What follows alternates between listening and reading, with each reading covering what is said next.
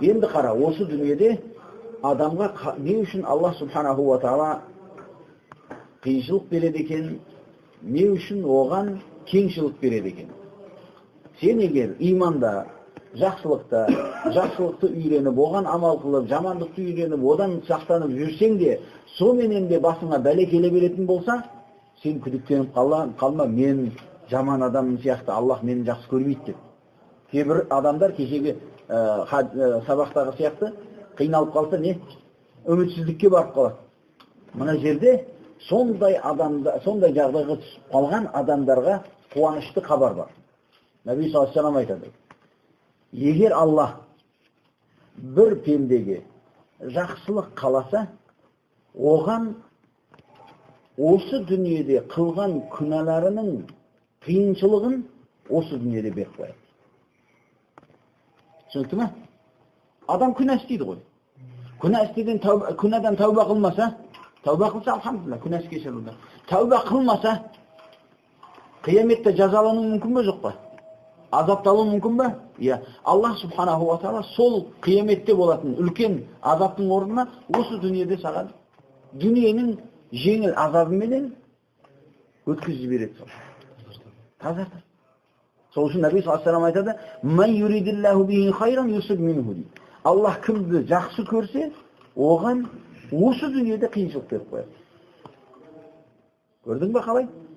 Сен қиыншылықтың келуіне немесе келмеуіне қарама. Сен өзің қалай болып жүрген екеніне қара. Сол үшін әрдайым айтамыз: бұл мұсибаттың, бәленің келмеуі қызық емес о нәрсе. Неге қызық емес? Себеп сен келуін де білмейсің. Егер келсе, қашан кетуін де білмейсің. Жоқ, білесің бе?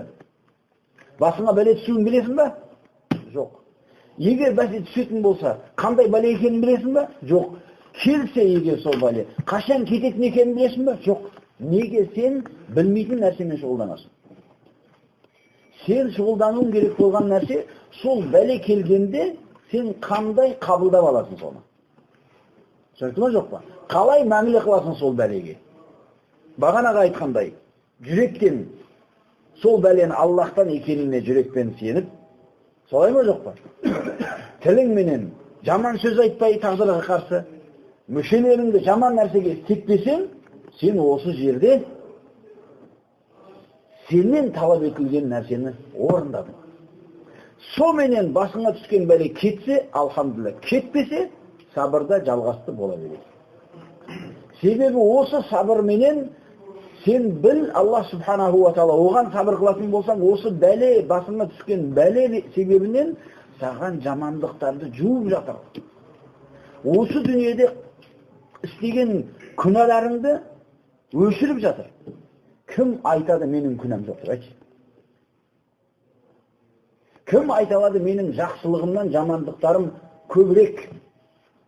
Мен жамандықтарым өшірілуіне, осындай бәлелер арқалы күнәм кетуіне мұқтаж емеспін деп кім айта алады? Ондай пенде жоқ. Егер таухид иесі болатын болса, дінді білсе, ондай пенде жоқ. Солай ма, жоқ па? Демек, барлығымыз сол пенде екенбіз.